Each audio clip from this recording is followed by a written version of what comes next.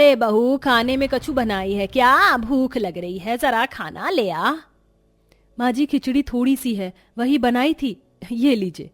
ओहो, अरे बहू, मैं खिचड़ी खा खा कर बोर हो गई हूँ। तू 2 दिन से यही खिला रही है, पता नहीं हमारे घर की गरीबी कब खत्म होगी। ऊपर से हमारी बकरी भी बीमार है, ये ठीक होती तो सही रहता। कब से इसे पाल रहे हैं, अभी तक इसने दूध देना शुरू नहीं किया। माँ जी, आप निश्चिंत रहिए, एक ना एक दिन सब कुछ ठीक हो जाएगा। आखिर भगवान जी कब तक हमारा इम्तिहान लेंगे? कभी तो हमारे परिश्रम का फल देंगे। हाँ ललिता बहू, अरे इतनी बदबू क्यों आ रही है, देख जल्दी से। माँ जी, धर्म भ्रष्ट हो जाता। ये हमारे घर के दोनों अगल बगल मुस्लिम पड़ोसी हैं, उनके घर से ही बदबू आती है। जरूर आज भी मुर्गा बना रहे होंगे। हाँ बहू, कुछ कर भी नहीं सकते क्योंकि वो अपने घर में बना रहे हैं। अब हवा का क्या कसूर, वो तो हर तरफ बहती है। वैसे हमारी झुमरी को तूने खाना दिया या नहीं? बस माँ जी, अभी चारा दे ही रही हूँ उसे। ललिता सास की बात सुन अपनी बकरी झुमरी को प्यार से चारा खिलाती है। झुमरी, देख, हमारी भी हालत खराब है और तेरी भी, पर हम चाहते हैं तू जल्दी से ठीक हो जाए मेरी प्यारी झुमरी। तुम तो मेरी बात मानती हो और ऐसे ही मानना, जल्दी से ठीक हो जाओ। दरअसल निर्मला का घर इस वक्त बड़ी मुश्किलों से गुजर रहा था। बेटा चूड़ी की फैक्ट्री में काम कर रहा था, जहां उसे भट्टी में तपने के बाद भी इतना पैसा नहीं मिलता था कि उसका परिवार 2 वक्त की रोटी खाए। और उनकी प्यारी सी बकरी, जिसे वह छोटेपन से ही अपने घर में लाए थे, सालों से कमजोर और बीमार थी।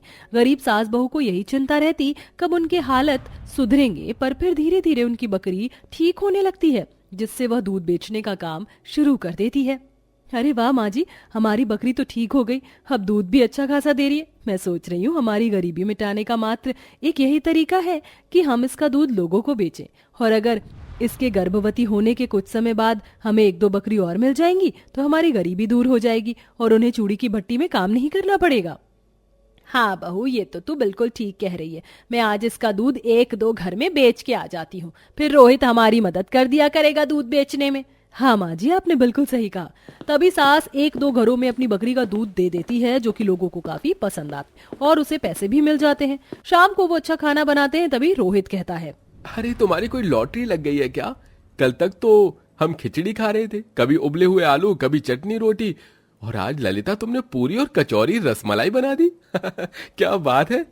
ये सब हमारी झुमरी की वजह से हुआ है। अब तो आपको पता है कि वह स्वस्थ है तो अच्छा दूध दे रही है। 1-2 लोगों को वही दूध दे आई, उसी की खुशी के मौके पर आज हमने ये बनाया है।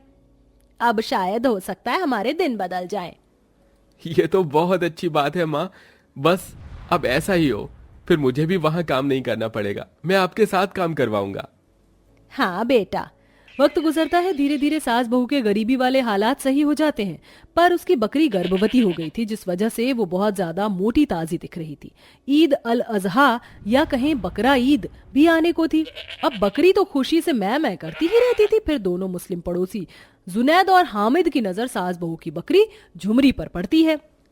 अरे वाह, कल तो बकरा ईद है और मुझे बकरी की कुर्बानी देनी है, तो मुझे कहीं जाने की जरूरत ही नहीं है। मैं इन्हीं लोगों से बकरी खरीद लूंगा, मेरा तो काम हो गया। और ये है भी तो कितनी मोटी ताजी।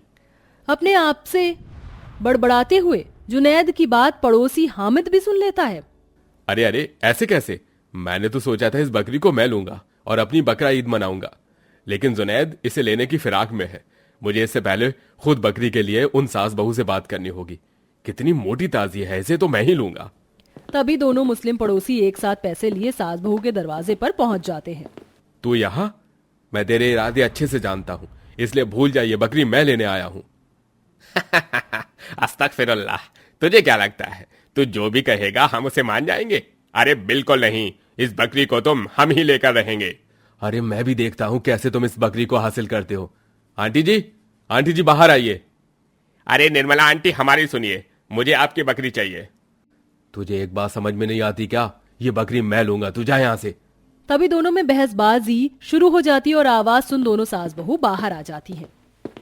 ये सब क्या हो रहा है? आप दोनों हमारे घर के आंगन में आकर लड़ क्यों रही हैं? क्या चाहिए? आप दोनों यहाँ कैसे? दरअसल आंटी, हम आपको बताते हैं, मैं आपकी बकरी लेना चाहता हूँ और मैं पैसे भी लेकर आया हूँ। ये क्या है ना, कल मेरा ईद का त्योहार है, मुझे बकरीद मनानी है। आप मुझे पैसे बताइए, बस मैं आपसे आपकी बकरी खरीदना चाहता हूँ। अरे नहीं आंटी जी, ये बकरी हम खरीदना चाहते हैं। आप ये बकरी हमें दीजिए। आपका और हमारा ताल्लुक भी अच्छा है, हमारे घर से कोई गंदी बदबू भी नहीं आती है। मैं भी पैसे लाया हूं, आप बताइए कितने का सौदा करेंगे इस बकरी का? अरे नहीं आंटी, हमें ये बकरी चाहिए, इसे हमें दीजिए।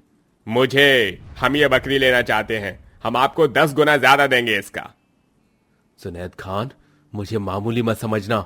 अगर तुम 10 गुना दे सकते हो तो हम 20 गुना दे सकते हैं, लेकिन ये मोटी ताजी बकरी तो हम ही लेंगे। हमें इसकी कुर्बानी जो करनी है, हम अपना त्योहार मनाएंगे। ये सब सुनकर सास बहू को बहुत गुस्सा आता है। बस करो, ये मेरी बकरी है, मैं इसे तुम दोनों में से किसी को भी नहीं दूंगी। माँ जी ने बिल्कुल ठीक कहा, हमारी बकरी बिकाऊ नहीं है। मैं जानता हूं आपको बुरा लगा होगा कि हम दोनों बहसबाजी कर रहे हैं, उसके लिए मैं आपसे माफी चाहता हूं, पर मुझे आप बकरी दे दीजिए। आपको दूध बेचकर इतना पैसा नहीं मिलता होगा, मैं आपको बकरी के पैसे दे रहा हूं, आपकी गरीबी खत्म हो जाएगी। आंटी जी, ये बहुत बदतमीज इंसान है, एक नंबर का, हमेशा से लालची रहा है और आपको लालच दे रहा है। पर मैं वैसा नहीं हूं, मुझसे कोई गलती हुई तो मुझे माफ कर दीजिए, पर ये बकरी मुझे दे दीजिए। तुम दोनों को एक बात समझ नहीं आ रही क्या? ये बकरी बिकाऊ नहीं है। मेरी बकरी का बंटवारा मत करो, समझे तुम? अगर तुम्हें अपना त्योहार मनाना ही है तो बाजार में जाकर और बकरी खरीद लो, वहाँ बहुत सारे जानवर मिलते हैं, तुम्हें तुम्हारी बकरी मिल जाएगी। और वैसे भी मेरी बकरी गर्भवती है, तुम्हारे में गर्भवती बकरी की कुर्बानी देना हराम होता है शायद।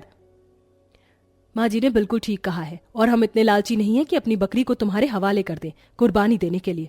हम अपनी झुमरी से बहुत प्यार करते हैं, इसलिए हमारी बकरी का बंटवारा करने की कोई जरूरत नहीं है। हमने उसे पाला है और हम उसे उसके बच्चे को खतरे में नहीं डाल सकते। जैसे हमारे अंदर दिल है, ऐसे ही उनके अंदर भी दिल है। हमें माफ कर दीजिए निर्मला आंटी, हम अपनी बहस के चक्कर में आपकी बकरी को बंटवाने चले थे। हमें भी माफ कीजिएगा, जाने अनजाने हमसे बहुत बड़ी गलती हो गई आंटी जी। ठीक है, हम अपनी बकरी वहां से ले लेंगे। हमारी आंखें खोलने के लिए शुक्रिया, वरना हमसे आज गुनाह हो जाता। जी आंटी जी, आज हम आपसे एक चीज सीख कर जा रहे हैं। जिस चीज को हम अपने पास बहुत समय से रखते हैं वो अनमोल हो जाती है, बिल्कुल आपकी झुमरी की तरह। अच्छी बात है, तुम्हें ये बात समझ आ गई। तुम दोनों को बकरा ईद की बहुत बहुत शुभकामनाएं। हाँ भाईजान, आपको ईद मुबारक।